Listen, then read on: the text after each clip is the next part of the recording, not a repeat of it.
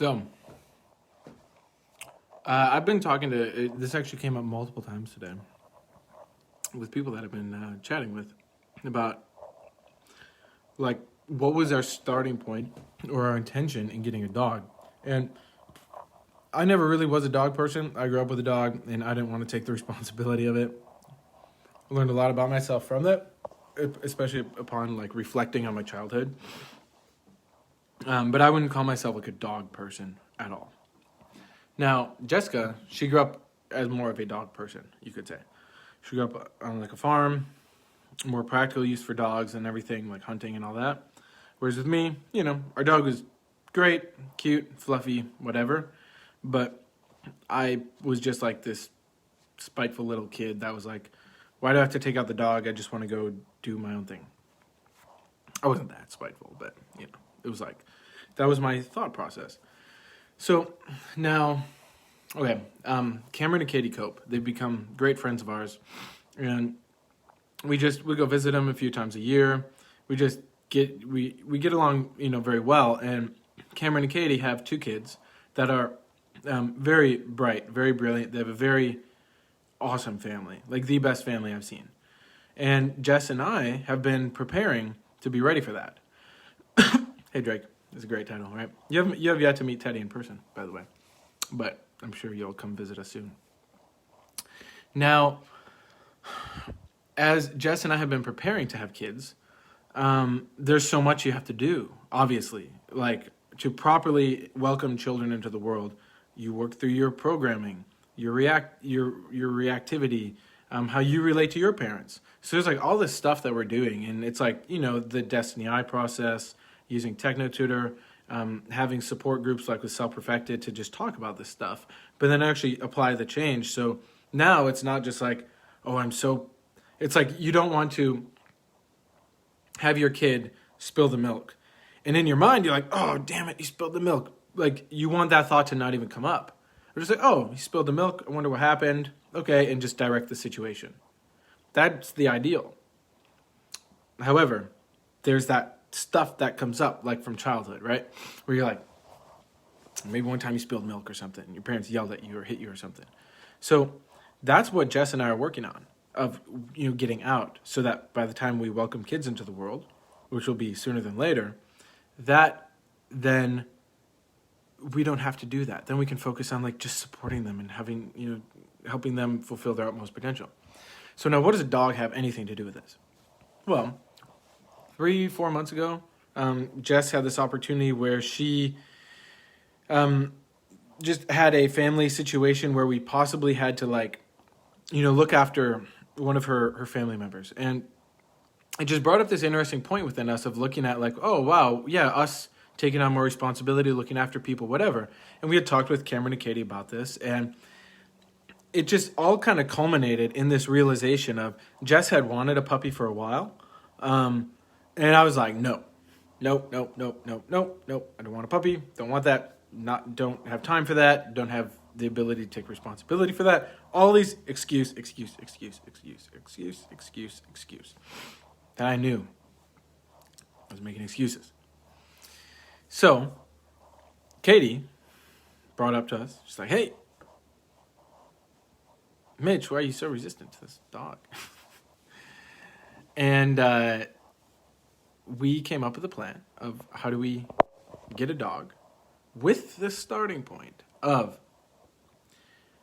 realizing that dog is going to, one, be a great companion for us. And we're going to be able to support that dog and love it and take care of it. And it's going to help us bond. And, it's like an addition to the family. And it's great. But also, guess what? That dog, thankfully, is very forgiving. So now it's like we get to get all of our screwed up patterns out on that dog. So, for example, I'm playing with Teddy, right? And he's like a puppy. He's still getting used to having, like, his adult teeth just came in. And we're, like, playing tug of war with his blanket. And Teddy, like, bites. And he, not even trying to, like, bites my hand. Doesn't really hurt at all. But I react. I'm like, I'm like, Teddy, no. And I shout. Not really loud, not over the top, but I definitely was, it was like an emotional reaction. I was like, Teddy, no. And I'm like, what the hell? Like, why, why am I reacting at that? That is unnecessary. Or you get that thought of like, oh, if I just say, ow, the dog's going to realize and then feel bad and not want to bite me and therefore not bite anyone who comes over. So it's like your mind has all these reasons, attempted reasons, why it's okay to emotionally react. But in reality, I was emotionally reacting. It's unacceptable. So it's perfect because then Teddy, he's just playing with the blanket, whatever. He doesn't think twice about it. But within myself, I'm like, oh, I'm so glad that experience came up. Why? Why would I be glad that I emotionally reacted? Well, guess what? It's a gift. Because now I get to realize that's a pattern I have within myself that if I don't get it out now, do the self-forgiveness process, correct it, prove that I've corrected myself, and then next time I play with Teddy and he bites my hand, I just can experience that in the moment. I'm not going to intentionally be like, yeah, Teddy, bite my hand and make it bleed. Like, I'm not stupid. But I now don't have to emotionally react when Teddy's playing like that, and then be like, oh no, Teddy, don't you dare do that. Go sit in the corner, go in your kennel. It's like, no, I'll just be like, okay, I should probably not play tug of war with the blanket and hold my hand in that way. I should do it this way. Then we can go play tug of war more, and Teddy can enjoy it, and I can enjoy it, and it's like just this thing that we're doing. It's like two equal beings. That right there, that process, that is why we got a dog. And I understood it in theory when Katie and Cameron were like, yeah, just get a dog. You'll be amazed at all the stuff that comes out. Right? The dog's whining at the dinner table and like, meh, meh, meh, I want some food or whatever. And that thought comes up like, you dog, you shut up, dog, right? It's like, that's called back chat. And if you have that going on inside, that is a problem. Because when you have a child is literally absorbing all of that stuff because they share your DNA. So even if that thought is inside of like, oh, you kid, stop crying, that will be absorbed into your kid and it will create characters and personalities and all sorts of stuff that will play out in the weeks, months, and years to come. So this is the training ground for me and for Jess. And I've learned so much with having Teddy. Like what to do at 3 a.m. when he's downstairs barking and that thought comes up of like, oh, he's barking. And then I'm like, wait, why is he barking at 3 a.m.? The whole back chat of like, oh, is someone trying to break into our house? Does he have to go to the bathroom? And it's like your mind will race. But now, thankfully, due to all the work that I've done, the tools, self-forgiveness, all that, it's like in the moment, I can catch myself and I can breathe and I can just like direct myself to what's practical. So if he's barking at 3 a.m., I'm like, okay, cool. Let me just sit upright. Is he still barking? Does it seem like it's like a ferocious bark or like I have to go pee bark? Okay, go downstairs and just go do the thing. And not get in my mind about, oh, if he just stops barking, maybe he'll just go back to bed and I don't have to get out of the nice warm bed and all this shit, right? It's like you just do the thing. And so that's what taking responsibility for Teddy has been huge for me. He's yet another point in my reality that's a mirror to me. And so if he's barking at me or whatever, because he's got a loud bark now. I did not anticipate how loud his bark was going to be. Now it's like every time I fill up water, he loves to drink water. He's still in puppy mode where he just thinks he needs to drink water all freaking day. And so I'm sitting there filling up the jug with the water. And I'm like, oh, he's going to bark. He's looking at me like he's going to bark. Oh, and then he barks. And it's like loud. It's like he's like shooting sound at you. And I'm like, ugh. And I like react, right? But I'm like, no. I can change this. I don't have to react, right? Because guess what? When we have kids and they get that face that looks like they stub their toe or something and it looks like they're about to cry and maybe scream a little. It's like, do I want to be that father who's looking at him like, oh no, and I like cringe up and I'm like, no, don't cry. Instead of just breathing, seeing what makes sense in that moment. So that's what I'm training myself for. That's what Jess is training herself for. And it's been amazing. Because thankfully, Teddy, he's freaking adorable. And he's able to just, he can like take it in a sense. It's like not like we're doing some evil shit to him. We're not like harming him. But when I snap in a moment, I'm like, oh, Teddy, stop barking. I'm on a call, right? Teddy, can't you tell that I'm on a call with someone? It's like he's just freaking being a dog. But that type of back chat and those characters of like that like angry parent, I see all that stuff within me and it's a wonderful platform that's emerging for me to be able to let go of that and release that. Again, you can't just go, okay, well, I know that I do that and I'm not going to do that anymore. Doesn't work like that. That's called your conscious mind, and that's called delusion. Because you have a subconscious mind and an unconscious, which is in your body, and it's why you cringe in a certain way, or why you raise your voice in a certain way, or why you, in a moment, like you wake up in the middle of the night and you have that pit in your stomach, you're like, what's going to happen, right? That's your unconscious. That's the level of change we're talking about. So that type of physiological response doesn't happen anymore. Now, granted, if someone's breaking into the house, yeah, I still need to have that adrenaline kick so I'm able to like go do what's practical in that moment. I'm not saying, okay, I'll just sit here and meditate and let the person rob my house and let Teddy, whatever happens to Teddy, right? Maybe they kidnap Teddy, right? It's like, no. Still going to do what's practical, but I'm not going to be emotionally reactive in at effect of it. Rather, I'm going to be at cause. But it's a process. So that's why we got the dog. That's why it's awesome. And Jess and I learned so much about it. Oh, here's one other thing. So Jess and I, it's for those who watch a lot of our videos, you know that we divide our responsibilities. So I'm the one who's focused on business, making money, working, that type of thing, going out in the world, like the career type thing. I don't have like a typical career like I have businesses, but I'm saying in that type of like dynamic, right? So I'm out there and my goal is like I make the money to pay the bills. I focus on the business. I grow that. I have certain numbers to hit that we've agreed on. That's my responsibility. I don't look to Jess like, Jess, why aren't you working? Why aren't you doing that? Why? It's like, no, she has her responsibilities. And she helps with that. But it's at the end of the day, it's me. That's on me. Now, Jess, on the other hand, her focus is be the homemaker. Make it heaven on earth in our home, in our yard, and in our community. And so she's like making food for me. She will make sure that Teddy's being taken care of. She'll make sure we have enough groceries. She'll make sure like we're spending that money that I earn. She's in charge of then like spending and investing it in terms of like practical daily household stuff, right?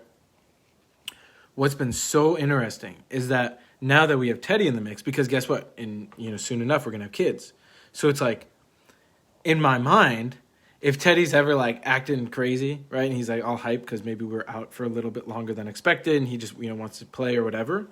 In my mind, I used to go, oh, Jess, why are you not? Why is Teddy not perfect? Like this image in my mind of what perfection is, like total BS. Oh, AirPod just died. Hope you can still hear me. One sec. Okay, you should still be able to hear me. So Jess, then it's like I try and blame Jess. I'm like, oh, Jess, why did you not do this or that or whatever, right? But then I realized, I'm like, that's such a shitty thought. Like, why am I wasting my precious life thinking those thoughts? Because guess what? The way you do anything is the way you do everything. I'll repeat it again because it's worth repeating. The way you do anything is the way you do everything. So if I have that thought without my directive will come in of like, Jess, why is Teddy doing that? Why didn't you handle that? And it's like anger. Guess what? That means in every single aspect of my life, I'm resonating that out and I'm creating that. And that's unacceptable completely because that will get passed on to our kids. And that's not me being my best self. That's not me at my utmost potential. Because my utmost potential, I'm not angry. There's a time and place where you can use anger as an expression to move something forward, but it's like you're directing it. You're at cause over the anger. So it's like a very specific moment where you direct it completely. Instead of like, oh, I just got so angry. And then he goes, oh, I'm sorry, honey, I didn't mean to snap about it. It's like, fuck that. We don't say, sorry, honey, I didn't mean. It's like, we both know when one of us is like reacting or whatever, and then we work through it together, which is really cool. Now, here's the point though, is Jess, she's the one, so she has like 2/3 of the day, Teddy's her responsibility. She's the homemaker, she takes care of him, takes him on walks, she does wonderful with him, grooms him, all this stuff that I wouldn't know what to do, straight up, because I'm very focused on the business, right? It's like divide and conquer in a sense where she crushes on the home, I crush it in the business, and it works very, very well. And if you don't have your relationship set up like that, I would really recommend it. And if you don't know where to go for that, you can reach out. We have a whole playlist on YouTube, a bunch of free resources on how to set up your relationship so it's like that, so you can do your role the best. And there could be a dynamic where it's flipped in a sense, where for whatever reason the man is doing more of like the, I don't know, let's say they're good at laundry or cooking or something like that. Like, it's not because I'm the man I must do this and she's the woman she must do that. It's not that. It's not that rigid thinking. It's like apply common sense. And if you have a natural affinity for being good at cooking, for example, then cool, build that in and whatever. But I have, like, in the mornings is my time to be responsible with Teddy. And it's awesome. So now when I'm with him, I know this is my time with him. Let me take him to the park and throw the ball and make him run and go crazy and, like, get all of, just enjoy that. And, give him some good food, take care of him, and then at a certain point, Jess and I do a handoff. And it's become this, I call it like a living system that we have, where it's like we are both living, well, we're all three of us are living, but we're all figuring out how to thrive and then do it in a systematic way. So I figure out, like, hey, this worked really well with Teddy. Okay, that worked well with him in the afternoon. He slept perfect through the night. Awesome. Because guess what? This is the groundwork for when we have kids and we can figure out how to work together as a team in this. Because from what I've been told, and it makes complete sense, kids are like 10,000 times what a puppy is. I believe it. Can it even be compared, right? In a sense, yes, but in a sense, no. But that's the intention behind this. And we take that approach to, like, everything we do is figuring how it all fits in to this, like, living system that we have. And it's phenomenal. So anyway, that's what's up. That's why we got Teddy. And I hope this proves valuable. And you can, I'm sure, do this with a cat too. Someone was asking me about cats as well. I don't know much about cats. I'm not a cat person. When we do have our homestead, which we're getting all moved in and everything in July, you'll get more of an update because we will have 2 farm cats, but they'll be outdoors. I'm not a big fan of cats. I'm just not. If they're cute and fluffy and cuddly, sure. If they're, like, mean, okay, we can coexist. But with a cat, I've been told, and it makes a lot of sense, that you want to have that cat have the ability to at least go outside.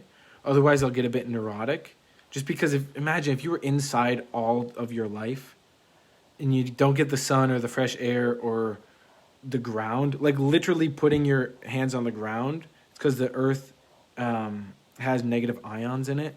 So it's like it literally grounds you. It's like actually a thing with you can measure it.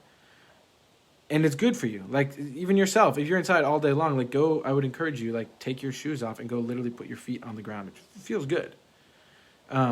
But I could imagine where a cat would get kind of crazy if they didn't have that. But anyway, so that's what's up. That's why we got Teddy. And again, there's some value in this, I know. And so for those who find that and use that, keep me updated how that goes. Don't just go get a puppy without being prepared. We definitely prepared for him. And we have the tools, right? So everything we talk about is self-perfected. We apply that every day. If I didn't have that, there's no freaking way I could handle a puppy. No way. Or I would screw that puppy up. And I'd be unhappy. Jess would be unhappy. It would be horrible. And I would feel so bad if, like, it would just be so bad if we then had kids after that. It would be a mess. So the tools are so critical. It's about you discovering yourself. It's like the most awesome thing. And then you get to become this version of yourself that you like instead of walking around with a bunch of stuff from the past that you don't like.